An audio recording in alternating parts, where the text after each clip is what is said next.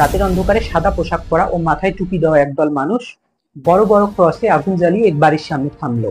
বাড়ির ভিতরে থাকা মানুষগুলো ভয়ে চিৎকার করছে ও কাঁদছে। তাদের একটাই অপরাধ, তারা কৃষ্ণাঙ্গ বা কালো। মুখোশধারী সাদা পোশাক পরা সেই দলটি হলো ইতিহাসের সবচেয়ে নৃশংস, ভয়াবহ ও ঘৃণিত সংগঠন কু ক্লাক্স ক্লান। এই সংগঠনের মূল উদ্দেশ্য ছিল আফ্রিকান আমেরিকানদের তথা কৃষ্ণাঙ্গ ব্যক্তিদের নির্যাতন, হত্যা ও ঘরবাড়ি পুড়িয়ে দেওয়া। কু ক্লাক্স ক্লান সংগঠনটি শুরুতেই তাদের কার্যক্রমে রাখলো মুখোশ পরে কৃষ্ণাঙ্গদের ভয় দেখানো, এবং ধীরে ধীরে এটি পরিকল্পিত হত্যাকাণ্ডের মতো ঘটনা ঘটায়। এদের তাণ্ডবে বহু কৃষ্ণাঙ্গ পরিবার শহর ছাড়তে বাধ্য হয়। শুধু কৃষ্ণাঙ্গদের না, যারা কৃষ্ণাঙ্গদের হয়ে কথা বলতো তাদেরও উপরে আক্রমণ করতো কু ক্লাক্স ক্লান। 1968 সালে লুইজিয়ানার সেন্ট লন্ড্রিতে কু ক্লাক্স ক্লান্টের সদস্যরা 200 কৃষ্ণাঙ্গদের পুড়িয়ে হত্যা করে।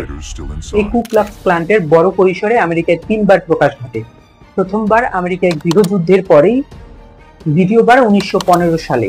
তখন তারা শুধু কৃষ্ণাঙ্গদের না, ক্যাথলিক, ইহুদি ও অভিবাসীদেরও মারতে শুরু করে।